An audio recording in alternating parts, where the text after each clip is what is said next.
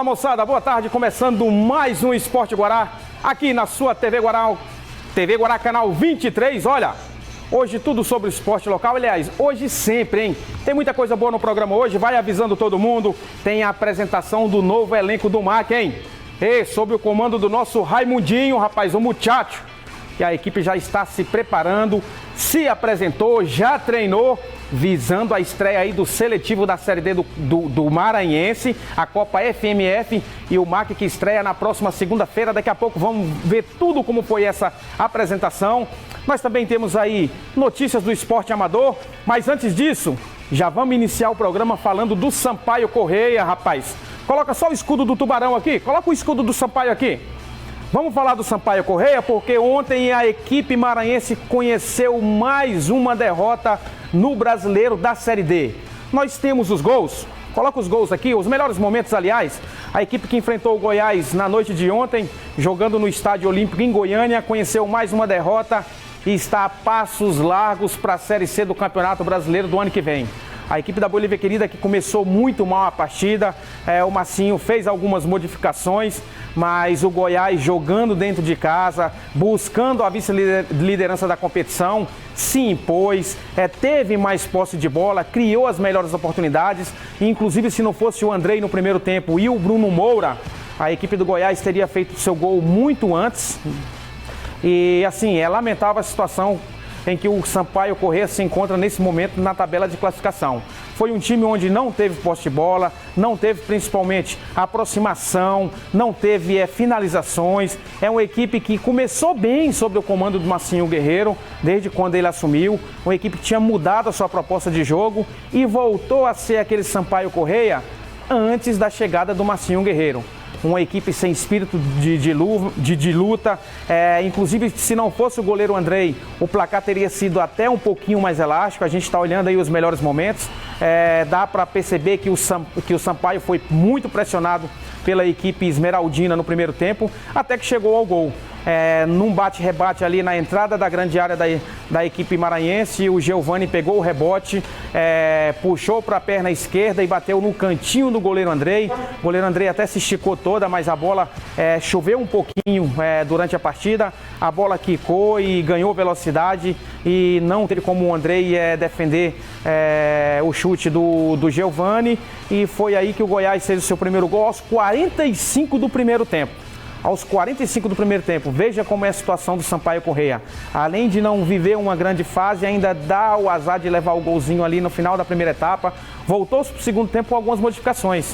O treinador Massinho Guerreiro colocou o William Barros, tirou o capitão da equipe, o Adilson Goiano, e promoveu a entrada do Danielzinho para tentar ganhar um pouco mais de ofensividade, de velocidade, mas não surtiu efeito.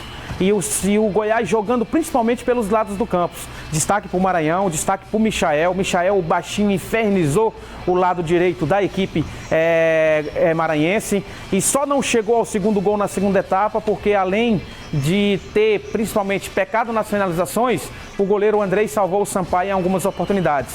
E já no final da etapa, o Massinho até tentou mudar um pouquinho o esquema tático. Ele acabou tirando o lateral Julinho para colocar o Jocinei. Aí formou uma linha de 3 zagueiros com César Sampaio, Joécio e o próprio Maracás. E o Sampaio só levou perigo ao gol esmeraldino numa cabeçada do Joécio, mesmo assim um pouquinho atrapalhado numa falta cobrada pelo Jocinei. Então assim, a situação do Sampaio se encontra muito difícil. Com a derrota, a equipe maranhense permanece na penúltima colocação, com 32 pontos. A gente tem que lembrar que a rodada prossegue toda ela hoje. O CRB vai receber a equipe do Juventude. O CRB vencendo vai abrir aí 9 pontos de vantagem, colocando o Sampaio numa situação mais delicada ainda. E vale lembrar, o CRB vencendo chega a 41 pontos.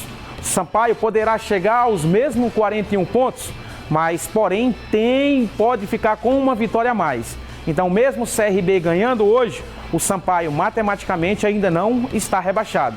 Mas a gente tem que torcer aí para que pelo menos dê um empate. Até porque o Juventude também está ali um pouquinho acima da equipe boliviana. Então assim, foi um jogo onde o treinador Massinho Guerreiro tentou fazer o seu melhor, inclusive depois da derrota tem polêmica, até porque ele entregou o cargo, mesmo antes de ter uma conversa com o presidente Sérgio Frota.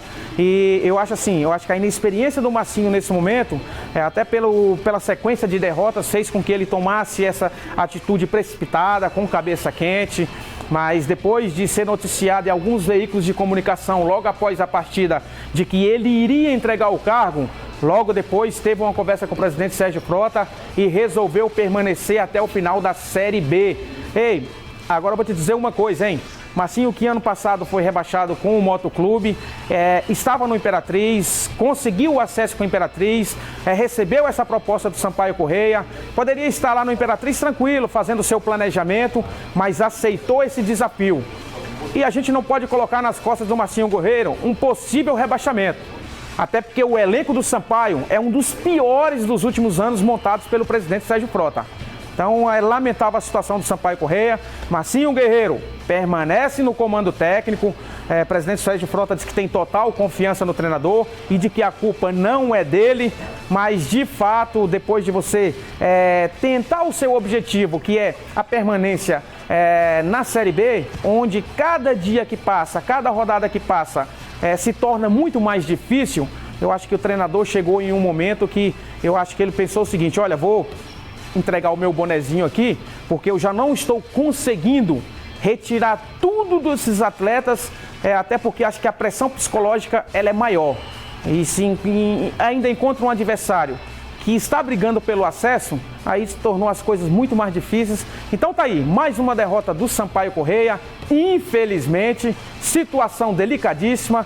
Hoje tem que torcer aí pelo menos para dar um empate no jogo entre CRB e Juventude, para não deixar o CRB disparar. Lembrando que o CRB vai jogar em casa, diante do seu torcedor. Uma vitória coloca ele muito bem na tabela de classificação, aí com uma grande chance de permanência na Série B, enquanto que o Sampaio Corrêa continua agonizando na penúltima colocação. É o Campeonato Brasileiro da Série B. Quando você não encara com seriedade, com um bom planejamento, acaba nisso aí. Você chega nas últimas rodadas aí brigando para não cair para a Série C, e é o que o Sampaio Corrêa está fazendo nesse momento.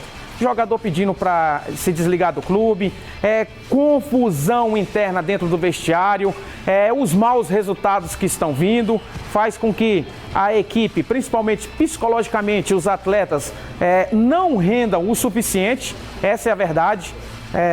Eu destaco o Fernando Sobral. Fernando Sobral manteve a regularidade durante toda a competição. Sempre disse aqui que o Fernando Sobral, para mim, é o principal jogador do Sampaio ao lado do Andrei.